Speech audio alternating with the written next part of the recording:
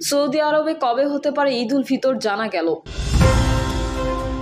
ডাকাতের ছবি তোলায় সাংবাদিকের গাড়ি পুড়িয়ে দিল ছাত্রদল নেতা। এদিকে সংস্কার প্রস্তাবে অক্টোবরের মধ্যে নির্বাচন চায় 12 দলীয় জোট। ট্রেন দেখতে গিয়ে ইঞ্জিনের ধাক্কায় নানা নাতনির মৃত্যু।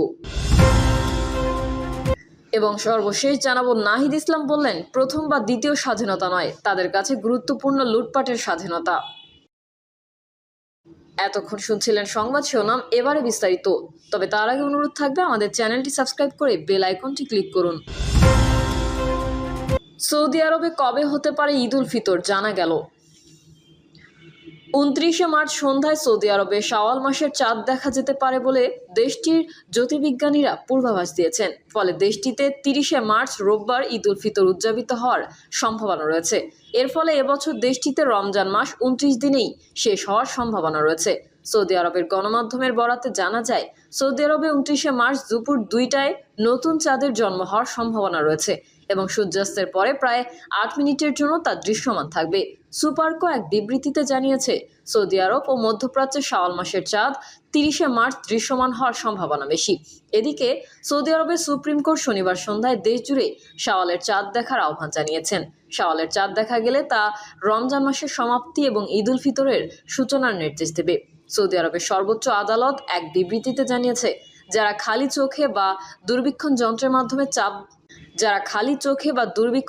মাধ্যমে চাঁদ দেখতে পান তাদের নিকটস্থ আদালতে গিয়ে সাক্ষ্য প্রদান করতে অনুরোধ করা হয়েছে। এবছর সৌদি আরবের রমজান মাস শুরু হয়েছে 1 মার্চ থেকে। যদি শনিবার চাঁদ দেখা না যায় তাহলে রমজান 30 দিন সম্পন্ন হবে এবং 31 মার্চ সোমবার ঈদ উল ফিতর উদযাপিত হবে। অন্যদিকে যদি শনিবার সন্ধ্যায় শাওয়ালের চাঁদ দেখা যায় তাহলে 30 মার্চ রোববার সৌদি আরবে ঈদ উল ফিতর উদযাপিত হবে। ডাকাতের ছবি তোলায় সাংবাদিকের গাড়ি পুড়িয়ে দিল ছাত্রদল নেতা।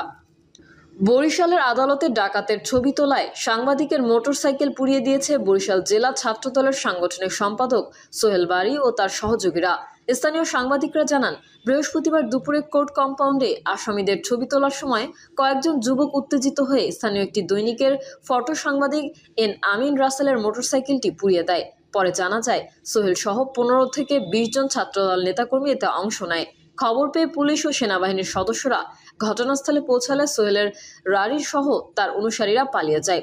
এ ঘটনায় ক্ষোভ প্রকাশ করে জড়িতদের দ্রুত গ্রেফতারের দাবি তুলেছেন বরিশালের গণমাধ্যম কর্মীরা।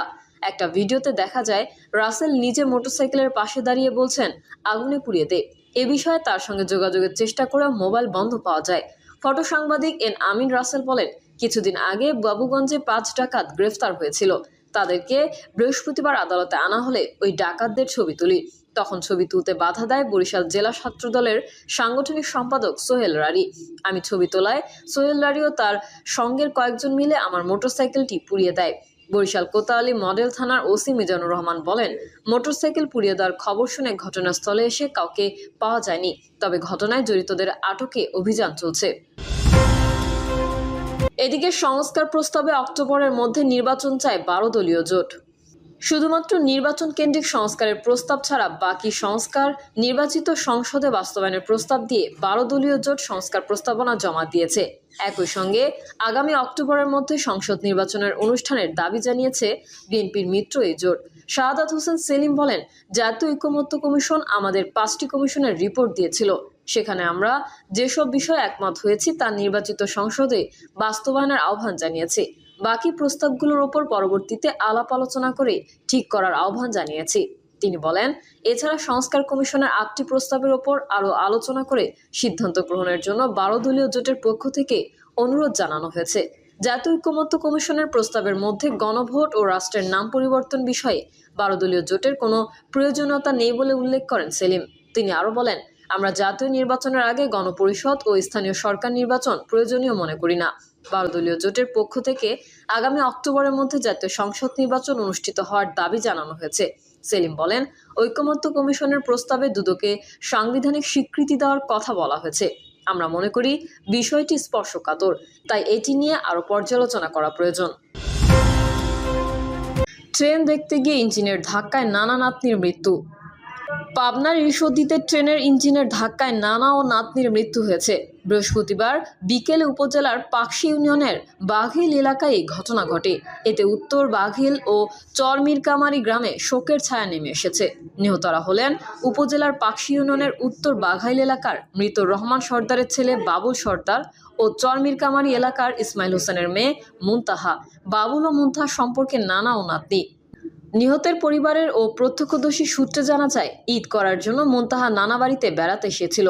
ইফতারের কিছু সময় আগে বাড়ির কাছে রেল লাইন হয় নাতনির ট্রেন দেখার আবদার মেটাতে রেল লাইনের ওপর নানা ও নাতনি বেড়াতে যান।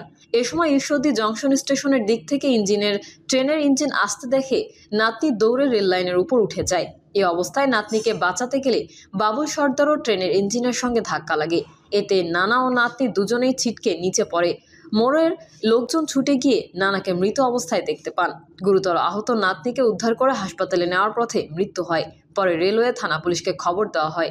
ঈশ্বরদী রেলওয়ে থানা পুলিশের ভারপ্রাপ্ত কর্মকর্তা মোহাম্মদ জিয়াউর রহমান জানান, নিহতদের পরিবারের লিখিত আবেদনে মরদেহ স্বজনদের নিকট হস্তান্তর করা হয়েছে। এ ব্যাপারে একটি অপমৃত্যু মামলা করা হয়েছে। নাহিদ ইসলাম বললেন, প্রথম বা দ্বিতীয় স্বাধীনতা নয়, তাদের কাছে গুরুত্বপূর্ণ লুটপাটের স্বাধীনতা। বাংলাদেশের প্রথম ও দ্বিতীয় স্বাধীনতা বিতর্কে সরব হয়েছেন জাতীয় নাগরিক পার্টির আহ্বায়ক নাহিদ ইসলাম। তিনি বলেন, যারা লুটপাটের রাজনীতি করে তাদের কাছে 24 দ্বিতীয় স্বাধীনতা নয়, কিন্তু বিগত 15 বছরে শেখ হাসিনার নিপীড়নের শিকার হওয়ার কাছে 24 দ্বিতীয় স্বাধীনতা। নাহিদ ইসলাম বলেন, যাদের ব্যাংক ব্যালেন্স অক্ষুণ্ণ ছিল, যারা আপোষ করে বিরোধী রাজনীতি করেছেন, তাদের কাছে হয়তো এটা স্বাধীনতা মনে হয় না, কারণ তারা সবসময় হয়তো স্বাধীন ছিল, আগের আমলেও ছিল। তাদের কাছে প্রথম স্বাধীনতাও গুরুত্বপূর্ণ নয়, দ্বিতীয় স্বাধীনতাও গুরুত্বপূর্ণ নয়, তাদের কাছে গুরুত্বপূর্ণ লুটপাটের স্বাধীনতা। বিগত আওয়ামী লীগ সরকারের ভারতের স্বার্থ রক্ষা করেছে মন্তব্য করে নাহিদ ইসলাম বলেন, দেশটির সহায়তায় দলটি ক্ষমতায় ছিল, তাদের খুশি করতেই নতজানু পররাষ্ট্রনীতি করাই ছিল শেখ হাসিনার কাজ। দেশটির প্রতিবেশী বলে তাদের সঙ্গে আমাদের অর্থনৈতিক ও সাংস্কৃতিক সম্পর্ক রয়েছে, তবে তাদের সঙ্গে সাম্যতা ন্যায্যতার ভিত্তিতে সম্পর্ক হবে। সীমান্ত হত্যার আজও কোনো বন্দোবস্ত হয়নি, পানির ন্যায্যতা পায়নি। বাংলাদেশের জনগণের প্রাপ্য দেশটিকে বুঝিয়ে দিতে হবে। তিনি বলেন, পিলখানা হত্যাকাণ্ড, মোদি বিরোধী ও জুলাই হত্যাকাণ্ডে আওয়ামী লীগ জড়িত। এই সব কিছুর বিচার নিশ্চিত করতে হবে, কারণ বিচার এখন না হলে আর কি হবে না হবে বলা যাচ্ছে না। সংখ্যালঘু প্রসঙ্গে এনসিপির আহ্বায়ক বলেন, ভারতের সংখ্যালঘু নির্যাতনের তীব্র নিন্দা জানাই। দেশটির মিডিয়া 5ই আগস্ট পরবর্তী গুজব ছড়াচ্ছে, এসবের পেছনে রাজনৈতিক উদ্দেশ্য ছিল।